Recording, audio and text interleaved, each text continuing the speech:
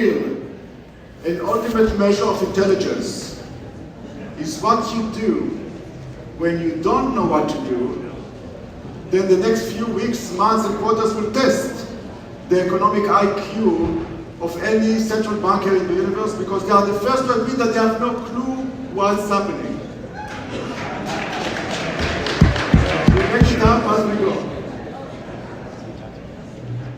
So the Bank of Canada, just yesterday, saw GDP growth that was better than expected. And the Bank of Canada is still toying with the idea of raising interest rates again, which is going to be a big mistake. We'll discuss. They are not going to do it. What I'm telling you here is that a lot of things are changing very, very quickly. I see a lot of smiling faces. And if you smile now, you will smile forever. Because you went through hell in 2023. The worst year since 1991. And you are smiling now, it means that you will smile forever, because the worst is over.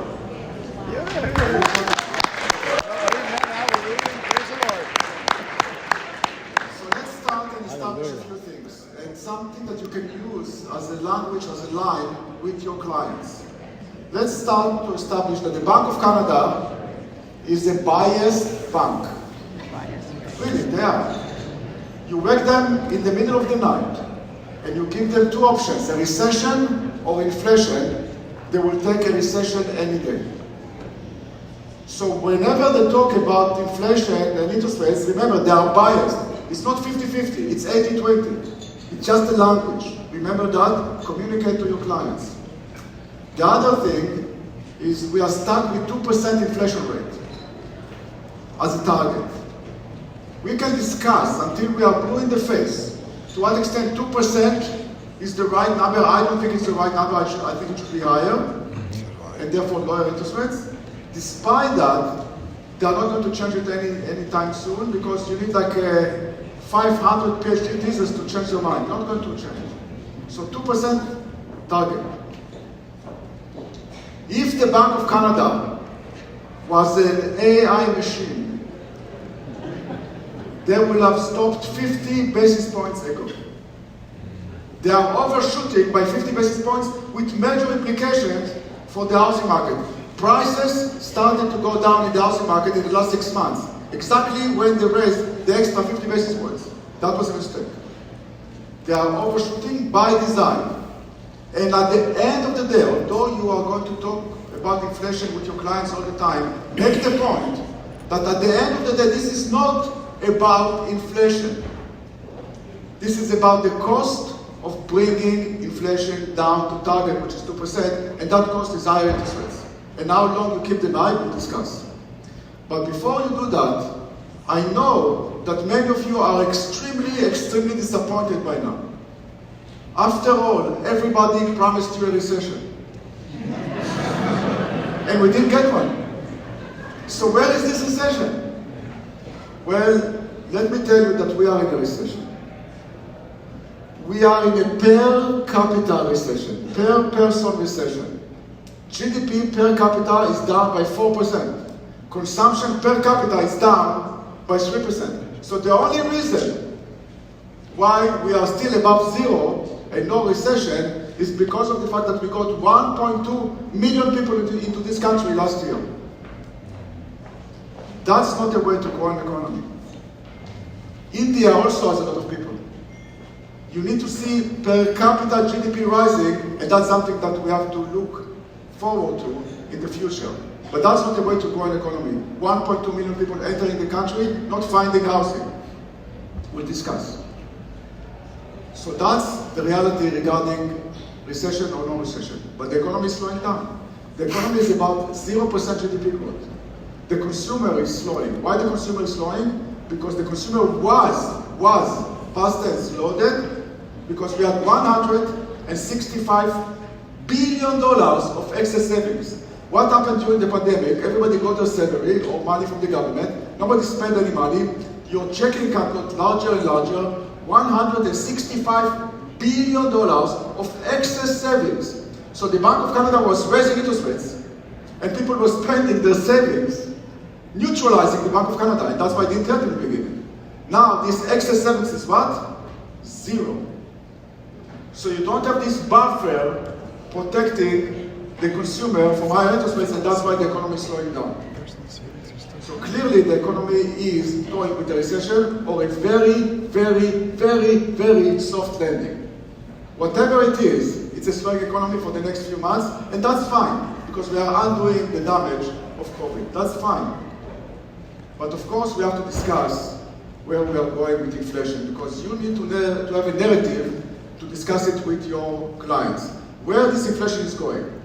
So I suggest that that's something that you can discuss with clients, is that all those inflationary forces of the past 2 years are now slowly but surely turning into disinflationary forces. Let's start with food prices.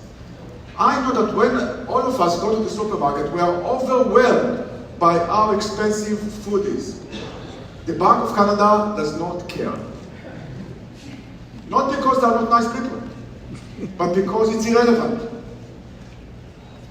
Remind your clients, inflation is a rate of change.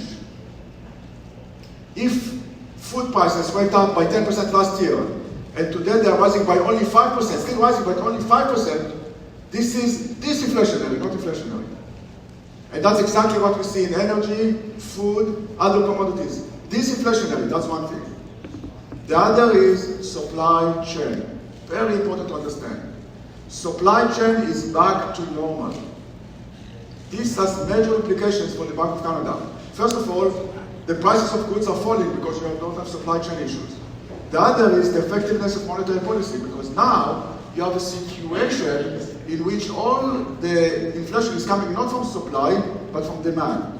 Because if the inflation was coming from supply from outside the country, the Bank of Canada was powerless, impotent in its ability to deal with the situation. Believe me, Putin does not care about the fact that the Bank of Canada is raising interest rates. But now, 80% of inflation is coming from domestic sources.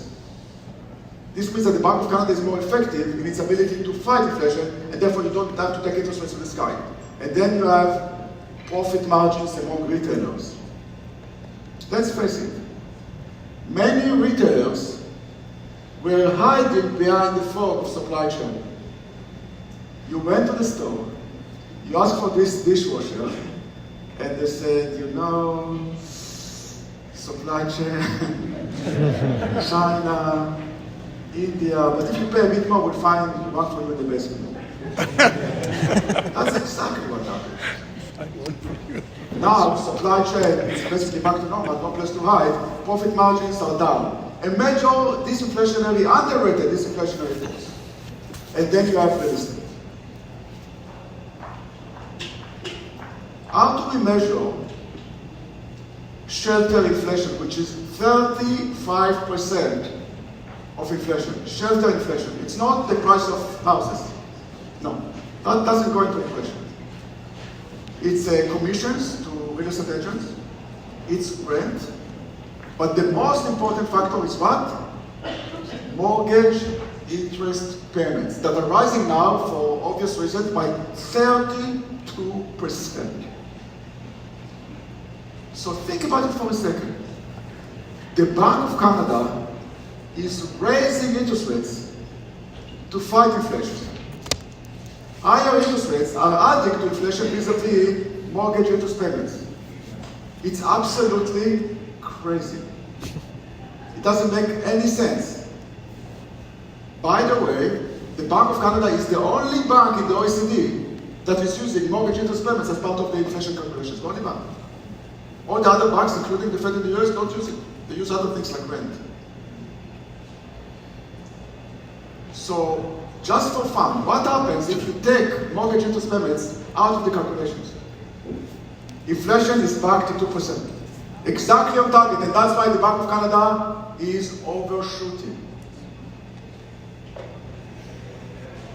But then, we have to discuss one more thing, and that's the labor market. Whatever inflation we have now is service inflation, not goods inflation. And service inflation, 80% is wages. So you want a narrative to discuss with clients about inflation? you want a narrative about interest rates, you must discuss the labor market. So every first Friday of the month, at 8:30 in the morning, we get the inflation numbers from Stats Canada. 8:30 in the morning, first Friday of the month. So at 8:29 in the morning, every economist is sitting in front of his air computer looking, waiting, anticipating the numbers. Believe me, it's very exciting. And every time we look at those vacancy rates, and they are falling like a stone. Why? Remember a year ago, nobody was able to find help? 1 million vacancies. I never bought it. I thought it was a mirage. Why? Because in Economics 101, they teach you, if you have a shortage of something, like housing, the price of this something will rise. The shortage was of low-paid individuals in the service sector. So their wage was supposed to rise.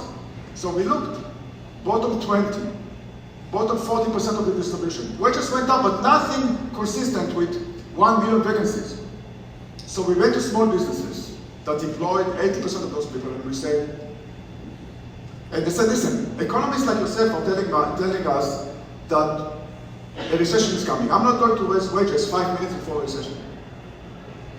And I said, you're not going to raise wages? You don't need this person. It's very easy to press a button and say, I need 5 people. Show me the money. And that's exactly what's happening now. All those vacancies are dropping like a stone. The labor market is normalizing. I think I told some of you the story, but let me illustrate again why it's important. There is a measure at which, looking at people moving from one industry to another, one profession to another. And this measure went up to the sky during COVID. Why? Let's use an example. Let's assume in a normal recession, not this recession, a normal recession, you were an employee for Air Canada. You lost your job. You went on employment insurance for 6 months, and after 6 months, the recession is over, you went back to Air Canada or any other airline. Today, after 3 long years, you moved on. You are in a totally different occupation, totally different industry, doing totally different things. So if you were Air Canada, you had to start fresh, start hiring new people, and they did. How do I know them? The other day, I took a flight from BC to Toronto. Air Canada. All the flight attendants were new, were green. How do I know them? They were extremely, extremely nice.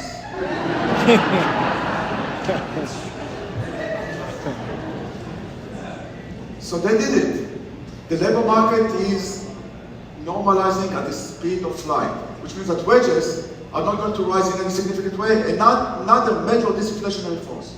So inflation is going down the right direction, allowing the Bank of Canada to start tweeting about the possibility of cutting interest rates.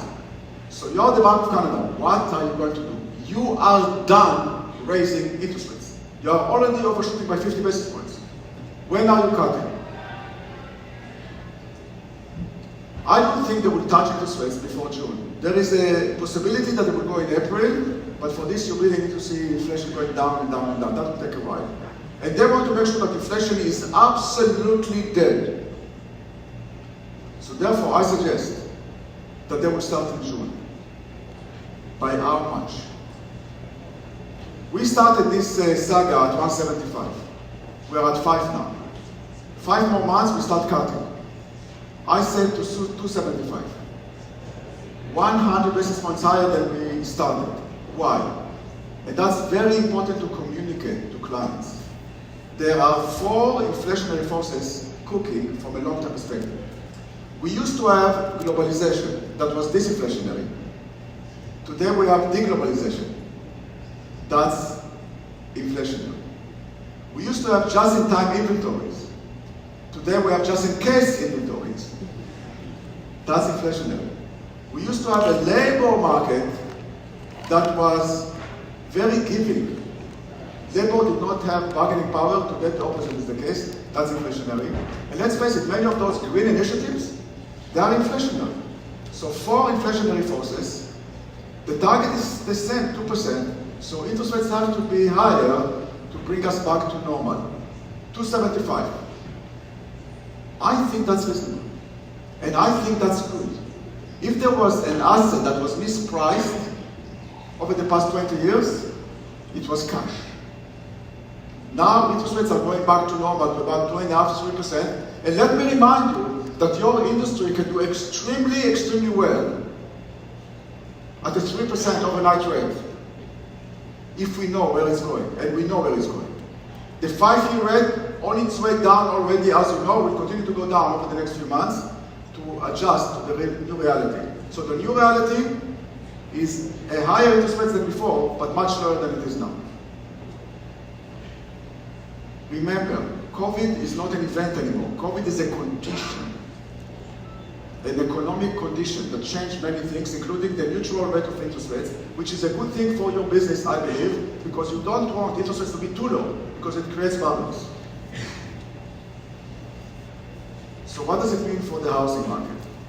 You're smiling, and that's good. Because the housing market is still in a recession. Sales went down dramatically, and what was protecting prices until 6 months ago was the fact that there was no supply. Supply starting to rise. Part of it is because of the fact that people see interest rates stabilizing. Part of it is because of distressed sales. Whenever interest rates starts falling, we're going to see more and more supply in the market. That will prevent a huge increase in prices in a short period of time, and that's a good thing. We know that the low-rise segment of the market will do much better than the condo space. In the condo space, we have a lot of inventories. It will take a while to reduce that inventory. We see more supply coming of existing productions, but at the same time, pre-sales are basically in the basement. Investors in the condo space seeing cash flow that is negative. The majority of them will see cash flow that is negative. Therefore, they are not buying and they are actually selling. So I see reduced supply in the condo space, more demand, reduced demand, more supply coming. I see the condo space basically struggling over the next 6 to 8 months. The low-rise segment of the market will be the pioneer of the recovery. And this recovery will start in the spring, well into the summer, and the fall will be very strong, in my opinion, especially in the low-rise segment of the market. The condo space will take a bit longer into 2025 to clear the market. We have to understand that what we are doing now is not a crash. It's not even a correction. And it's important to understand what happened, to explain to clients where we are, to explain your clients where we are. You have to go back to COVID. The asymmetrical nature of the crisis, namely all the jobs that were lost were low-paying jobs, young people, renters, and that's why rent actually went down during COVID. Home buyers, they were zooming. Their income was there, and interest rates were in the basement. This was a golden opportunity, an opportunity of a lifetime. So people got into the market, and parents told them, you go and do that, we will help you. Gifting reached a record high during COVID. So there was a sense of urgency to get into the market. And when there is a sense of urgency to get into the market, you preload activity, you borrow activity from the future. And the future has arrived. We are in the future. This is not a correction. This is not a crash. This is reallocation of activity over time. The next few months will still be a challenge. The spring will start seeing a recovery. The fall will be strong, led by the low rise. 2025 will see the condo space entering the party. From a long-term perspective, this market is extremely tight. We simply don't have the supply, and the demand is growing and growing. We are cutting the number of foreign students, and that's the right thing to do, but make it no mistake. This market, especially in Toronto, Vancouver, is extremely tight. We simply don't have the supply. We cannot build fast enough. And now, in the condo space, we are not building. Pre-sales are down. Guess what will happen 2 years from now? You don't have to be an economist to predict. With demand rising, no supply, 2 years from now, prices will go up. So we are in a transition period, but make no mistake. The fundamentals of your market are extremely, extremely strong. And the fact that interest rates are going down will revive the markets. The worst is over. After all, what was normal in the past is not normal in the context of today's economy. Thank you very much.